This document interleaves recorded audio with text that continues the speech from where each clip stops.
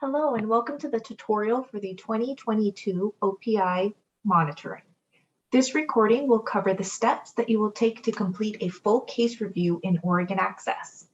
This is a step-by-step guide designed for individuals who do not use Oregon Access on a regular basis. So if you are an expert in using Oregon Access, you may find it easier to skip ahead in the video to specific areas that you need a refresher on. As part of the OPI self-monitoring, your AAA will be responsible for reviewing a 15% random selection of OPI consumers. The consumer list was pulled from the July 2021 list of all approved OPI consumers. There is a paper tool available for your convenience on the CSSU website that you can fill out electronically or print and write your answers into. As you can see on the screen, we have the CSSU website open. You can find the information under AAA Business, and you'll scroll down to AAA Monitoring and Tools. So you'll see the OPI survey questions, the OPI assessment tool.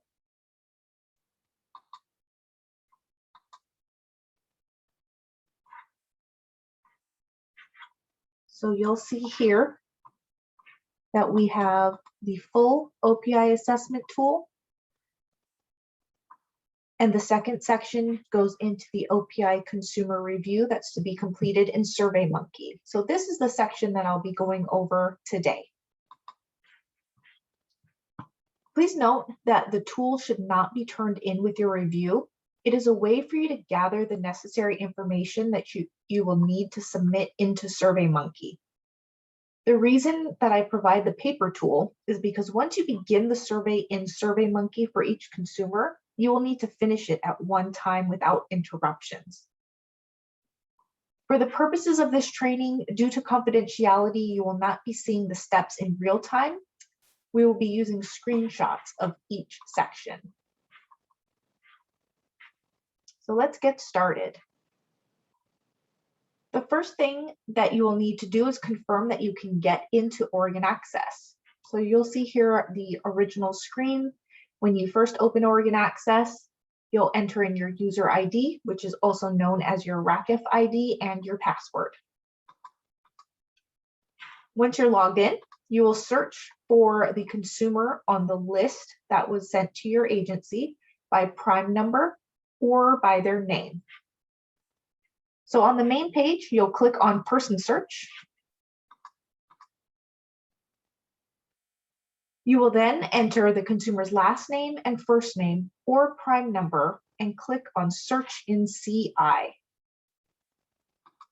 You may get a list with multiple names, so please double check that you are selecting the correct consumer. You'll click on the consumer name and make sure that it is highlighted in blue, and then click on View Person. You may get a window that asks you to synchronize Oregon Access person data. Ignore this step and click Cancel. Confirm that the consumer is the primary applicant that is highlighted in blue and click on View. There's nothing to check on this screen. You'll simply click on Case Details. If you get a pop-up that says this case belongs to a different branch, which is in your branch profile, do you want to switch to that branch? Click on Yes. There will be a couple of pop-ups related to eligibility that you will need to make note of. If you receive an error message for IEME, ignore this and click OK. The IEME windows correlate to question 6 on the survey. Is the consumer receiving any OSIP-M services located in IEME? On this screen, you will see either yes or no in the IEME box. If it says no, then you can close this window. If it says yes, then you will need to click on the Financial Eligibility tab. An OPI consumer may only have SNAP, Qualified Medicare Beneficiary, and/or OSIP-M and COWL. If there are any other OSIP-M types listed, such as OSIP-M OAA or OSIP-M-AD or OSIP-M-AB, OSIP-M-EPD, or LTC-SERV with the infinity date of 12/31/9999, then you would select yes for question 6. Once you have completed this step, click on Close. You should now be on the main page of the case. From this screen, you will complete question number 7, which is, are the demographics completed in Oregon Access, including Social Security number? The data for demographics is a requirement of the OPI Oregon Administrative Rule 411-032-0015. The areas marked in green are all required in order for the full demographic section to be completed. If one area is missing, then your response to question number 7 would be no. Please note that a consumer receiving CalWIM services may not have a Social Security number. This is the only instance where that section may be blank. The next area that we will look at is the benefits section. To get to this area, you will click on the circular arrows on your navigation bar. This screen will provide the answers to question 2, the branch office, where the case is currently held, and 4, the OPI case manager who is assigned to the case. Please note that whoever is doing the case review cannot be the person assigned to the case or the person that completed the CAHPS assessment. Speaking of the CAHPS assessment, that is the next area that we want to take a look at. To get to this area, you will click on the Open Book icon on your navigation bar. This will bring up the CAHPS menu window. From here, you will click on Assessments and click on Next. This will take you to the main assessment status overview screen, where you will be able to answer question number 8, what is the individual's SPL? And question number 9, what month was the current OPI assessment completed? Now, this next part of the monitoring is the most time-intensive piece, but it is a critical part for quality assurance and quality improvement. In this section, you will be looking at the comments and the selected need level for some of the ADLs that will qualify an individual for OPI services. The ADLs that will be reviewed are ambulation, transfers, bowel, bladder, toileting, and bathing. It is very helpful to have the full CAHPS assessment tool available when you are completing this review. I'm going to show you this tool, and it's also going to be available on the website. So this is what the full tool looks like. It has the OAR information, and it also has the assist levels and what you'll be looking for on those particular ADLs.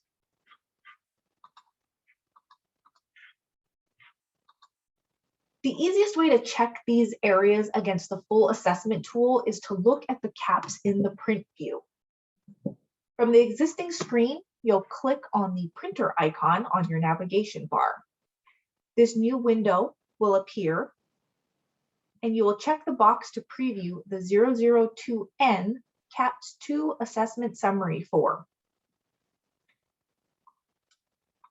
Once you select that, a new window will appear, and you will need to select the correct assessment that you wish to view.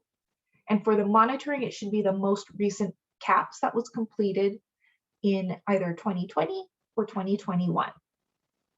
Once you have the assessment selected, click OK.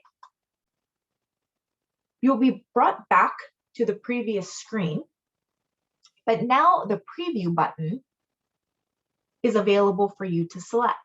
So click on Preview, and this will bring up the assessment summary for the CAHPS that you selected. You may also print the 002N from this screen